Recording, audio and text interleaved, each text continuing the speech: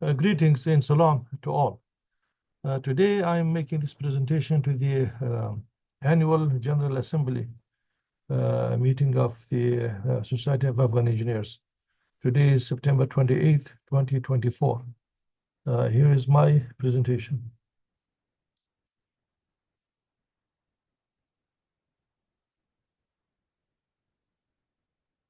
Rebuilding Afghanistan, the role of engineers and architects. Back in 2019, I had a vacation trip to Afghanistan, to Kabul. And I was surprised to see that most people, regardless of their education level, they were familiar with use of smartphones and other features of smartphones, such as Facebook or WhatsApp or YouTube. So I thought about using that capability in that tool and available technology in Afghanistan to do something. So upon return, I found I actually started looking for a project while I was still there. I couldn't find it until I came back. Finally, I found a mosque in the sub-district just north of Kabul.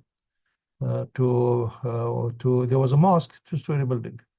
The second floor story didn't have a roof.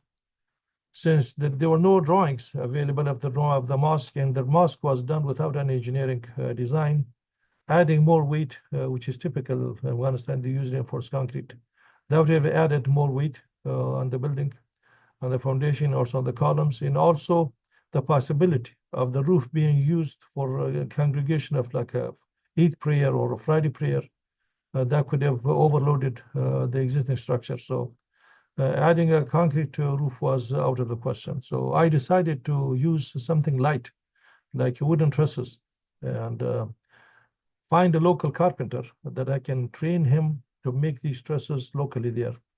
So I bought some plywood boards, as you can see in the picture, and also some lumber. We cut them into 2x4 and created this template. Sent in the CAD file, not the CAD file, the XP, did it using AutoCAD to create the template. And I sent him this and instructed a few through a few short videos on WhatsApp how to make the template.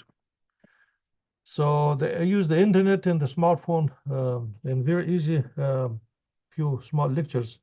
I was able to train the carpenter to make very high quality trusses. These are two trusses. This is one truss. This is the middle truss is a big one, and the small truss go on each end, like a big delta. After a few weeks, he was able to make these trusses, quite a few, more than 120 trusses. This is the middle span. The end span comes later on. There's the end span one right there. You can see it in this picture. And this is the roof framing is almost complete. The wood panel that we use here, the plywood, we reuse them for make these box beams. These box beams, these are the spacing of these is 2 feet on center. So this is quite a bit of span. And this is when the roof was installed. And this is when the sheet metal was half done. This proof that the use of smartphones and the current technology in Afghanistan could be used to make something, to train some people and build something for use the smartphones for some useful purpose. Okay, then this is another one. This is a problem that I identified. This is the 2010 earthquake in Haiti. This shows a church with unreinforced masonry blocks completely collapsed. So thinking about a solution for this. This is another picture. It's a gruesome picture of a woman which is buried in this broken bricks. This is her hand, this is her face, and looking for a solution for this. This is a picture I took in 2023 from Turkey earthquake. This is Antakya. It's a hospital with a moving frame, but completely collapsed. I mean, this was scheduled to be completely demolished. The infill walls were on unreinforced masonry. This is another picture that I took. This is also in Antakya. One building completely collapsed. The other one is also scheduled to be collapsed. I was there, and the bulldozers and the excavators were busy and wrecking balls to completely demolish them. While in Turkey, I met these people in a small town they call Ovakent, also known as Afghanistan Kochak. And I met this gentleman, which is one of the elders of the area. His name is Haji Jora, a very nice guy. He hosted me in his tent, for about 10 days. And he introduced me to the mayor of that town. This is also an Afghan who is settled in Turkey more than 40 years ago. And a very interesting discussion I had with him. I told him what was the reason for this, the collapse. They said that the government gave them some farmland and allowed them to build like a one-story house. They built a one-story house, and the family expanded. They put another story of the second story, and a third story. And there was no any soil study, or no engineering. So the town was almost completely collapsed, completely destroyed, including Haji Jora's house. A three-story house was nothing but rubbles. And this gentleman's, the mayor's house, was also very badly damaged, not repairable, but his business was a shop destroyed. On the way back, I had one day stay in Istanbul, and I had the opportunity to meet some senior officials of the city of Istanbul. This is a deputy mayor. I was introduced to him by our good friend Rafat Luddin, who was a member of the society. And the following day, I had a flight. He contacted them. So I told him that I need somebody in the building department. They told him that they are busy all day from sunrise to sunset. And that evening, the gentleman had a iftar party. There was the month of Ramadan when I went there. And if I go there, I will not be able to talk in private. So the deputy mayor proposed to meet them after dinner. It was 9 o'clock at night. And I agreed. So Mr. Luddin took me to his office. He was waiting for me outside. It was raining. His wife and his little boy was with him too. He brought his wife because he couldn't speak English, and the wife was an English teacher. Although this gentleman had a PhD in civil engineering, he was in charge of the quality control department. I asked him what was the reason. He was telling me that there was no inspection done. Even the inspection which was contracted by the private, by the contractor himself. So the contractor was inspecting his own work.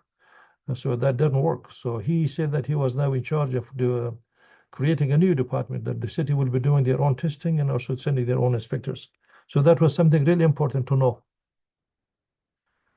This is the town of Ovakent, Afghanistan Kochak. I went there. This was a school, a four-story building, completely destroyed. And this corner, there was a mosque.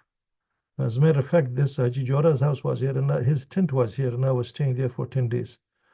And this is what the Turkish government provided, like pretty much similar to shipping containers as transitional homes, metal containers. And after the Haiti earthquake, there was a group of scientists and engineers gathered in Oakland, California. I believe it was 2011, which come up with something really simple for people that they can build it themselves without an engineer. Especially in villages in the poor countries, people cannot afford an engineer. Even if they can find an engineer, they are not qualified, especially today's Afghanistan. A lot of people call themselves engineers, but they do not have a high school degree education. So this was a very simple manual as well, written in English. I found this one, and through my contacts here in California, I found the authors of the book. There are 3 people in Switzerland. They wrote a very small book, which is nothing but just a bunch of sketches and cartoons, how to make it. And I decided to translate this into Pashto. I contacted the authors if there was any Pashto translation. They said, no, Farsi is available, Arabic, Turkish, and Urdu is available, not in Pashto. So I decided to translate this in Pashto. And with the help of Engineer Yusuf Nawabi in Kabul, Ashana, we were able to make this book, print it, last year and distributed to 5 universities. Kabul University, the Kabul Polytechnic University, they had the soft copy. Paktika University, Sheikh Zayed University in Khost, and also Gardi's Paktia University. They had a hard copy as well as the soft copy. It's very simple. This tells you how to tie the corners of the rebars should be just like a fist into the fingers locking into each other. This is a Pashto translation of it. Again, this one is for reinforcing. Reinforcement, it should have a 45-degree bend, not a 90-degree. This one, it tend to open. And this is, I've seen quite a few of these in Turkey that they're 90-degree column ties, they were all opened up. This is another concept that I'm trying to promote, is rammed earth. It's architects are mostly familiar with this. It's just they make some forms and then mix some soil, clay, some sand, and a little bit of cement and a little bit of water, and then compact it. They tamp into the form. This one is local material. Soil is free, aggregate is free, very little cement, environmental friendly, good insulation value, and also non-combustible. Easy, training is easy.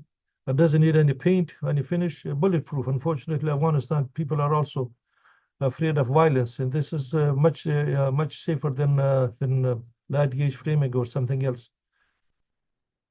This is a form, picture of the form. They show some rebars, although some people do it without rebars, but I think in a country like in Afghanistan, which is seismic, the active area, reinforcing is needed. This is another construction method in Afghanistan, which is called Paksa, which is still used widely. I was gone this year to Afghanistan. People have a lot of money. They make their house inside the compound of brick and concrete, but the kala, the perimeter wall is still made of mud. What I'm thinking is use some nylon rope under each layer of this mud to be embedded to add some reinforcement.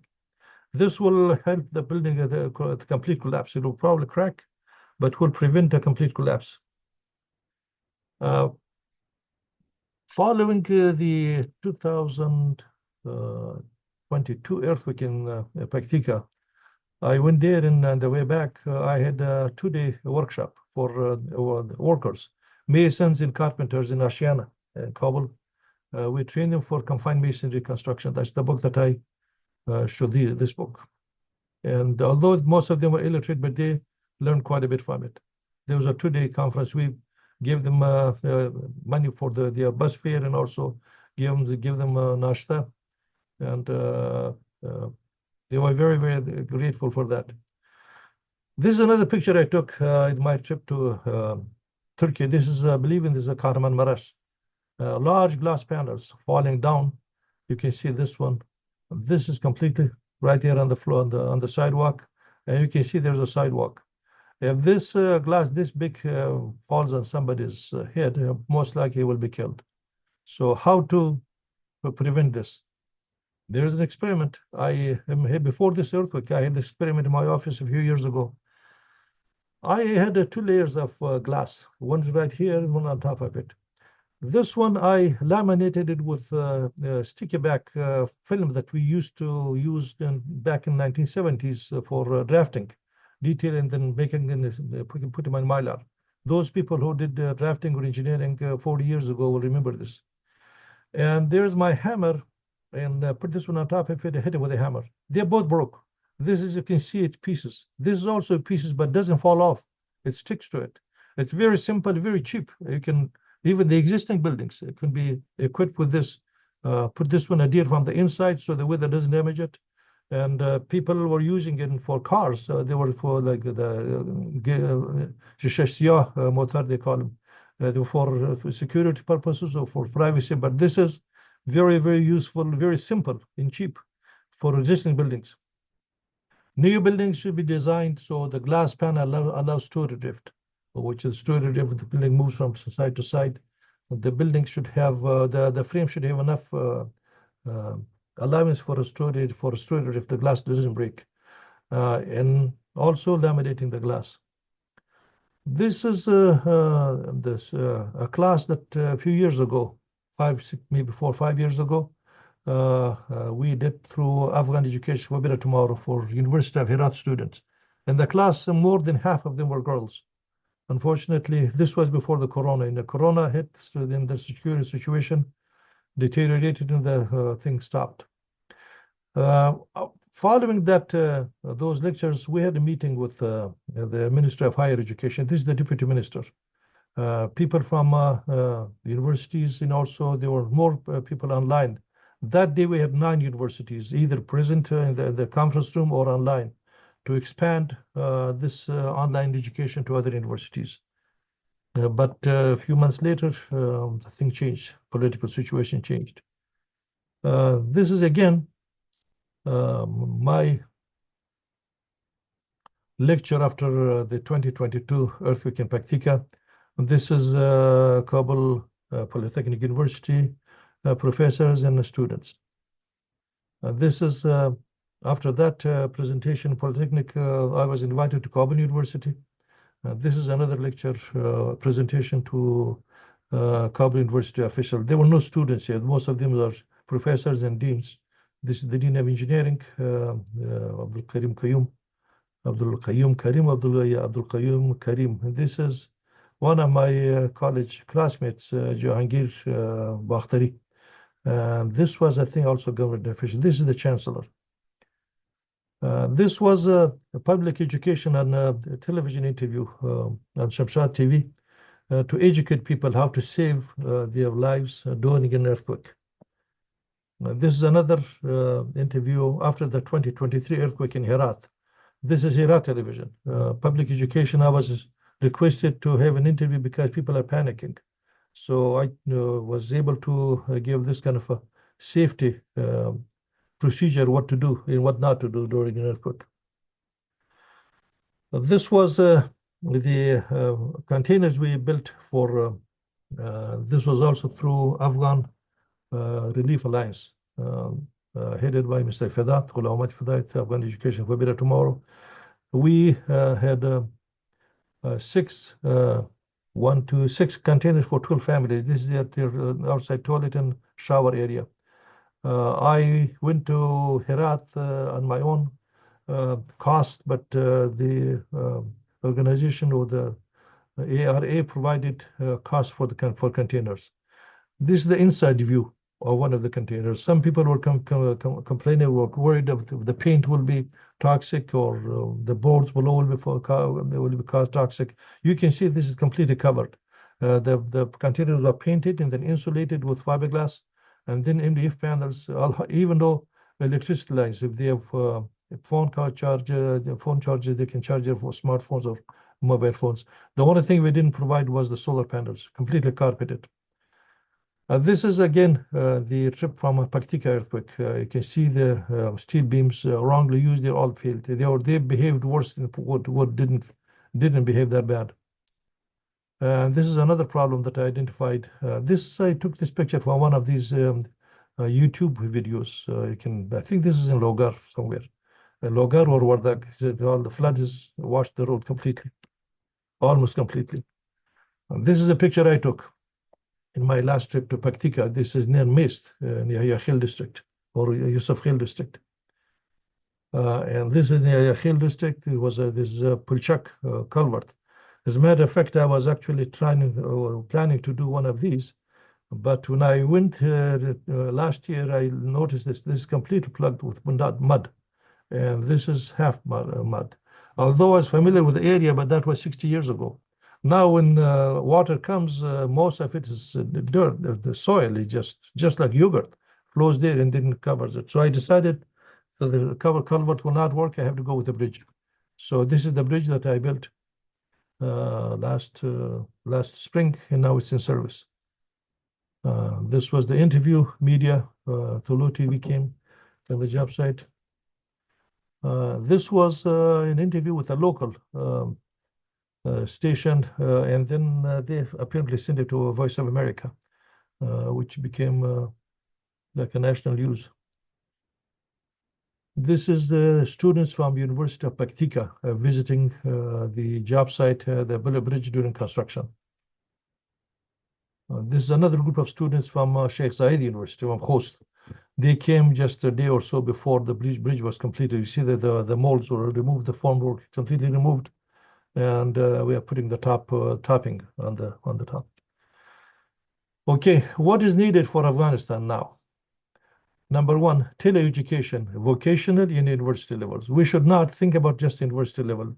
There's a lot of, there's a great deal of need for vocational training also, like the trusses I showed you, or the confined masonry, or the earth, what's it, rammed earth. And those are vocational level. Of course, the university should guide those, should supervise those. And avoid trivial discussions. Emphasize on something practical ideas rather than trivial discussions. The fourth one is Aya Goshti Burak Halal Asti Haram. When Chengiz and Halako invaded Iraq, the discussion in those institutions was about whether Burak meat is halal or haram, which was something meaningless. We should, our discussion on the bylaws was so it took more than 2 years, almost 3 years. This kind of discussion should not take more than 2 weeks. So we should emphasize on teleeducation. That's the first thing we can do. Emphasize on practical ideas, like the one I proposed, like the trust I made, housing for the homeless, and also bridges or something that is practical ideas. And educate local officials, restore trust. There's a great deal of deficit of trust. People who are educated in the West, they are people who do not trust, especially the current official. They do not trust them. They say they're here to gain something financially, but once they realize that you are there for good, then they cooperate. The local people, we have to, the local officials, we have to deal with them, whether we like them or not. But we need to speak their language so they can understand it. If you tell them that this is a sadaqah jariyah, they will probably understand it better than using some other terms. So I'm going to show you a small video that I did in my own home a few years ago. And then we'll see how that can be helpful. زه په دې وړه تجربه کې تاسو ته دوه خښتې ښیم دواړه له خټو جوړې دي دغه هم 15 انچه جګه ده 12 انچه سور ده 2 انچه ډبله ده دا هم په عین اندازه ده 15 جګه ده 2 انچه سور ده او 12 انچه عرض ده او 2 انچه ډبلوالی ده که تاسو متوجه سئ دې کې هم درزونه شته درزونه تاسو وینئ دلته هم درزه په دې کې هم درزونه شته چاکونه مګر دا زه ګورم چې تاسو اوس تجربه کوئ چې اوله وښوئ چې کومه اوله چپه کېږي بسم الله الرحمن الرحیم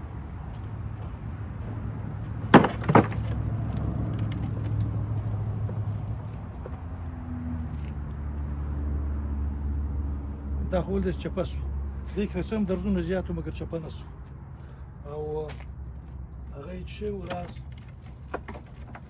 اوس هم نه خوري اوس هم نه چپه کېږي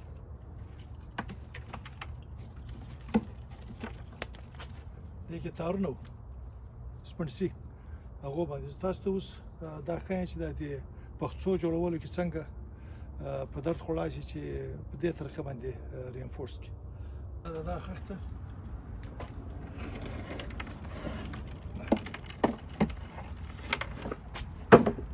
اوس هم لا ټوټې سو مګر چپه نه سو په دې کې لوی حکمت دی دیوال که چې هغه چاکونه سي درز وکړي چپه سي نه سي دغه لوی خبره ده خلک نه ترې لاندې کېږي او که چپه سو بیا څوک ژوندی نه ځینې پاتې کېږي زلزله کې د انجینري ډیزاین دغه ده چې یو شی باید که مات سي پروا نشته سي چپه نه سي ډکټایل فیلیر بریټل فیلیر اف ډکټر دا ډکټر هغه بریټل فیلیر دا معنا چې په یو ور باندې چپه سي ډکټایل فیلر دا معنی چاکونه وکړي درزونه وکړي کوږ سي چپه کېږي نه چپه کېدو غوره وخت ورکوي خلکو ته ځینې ووځي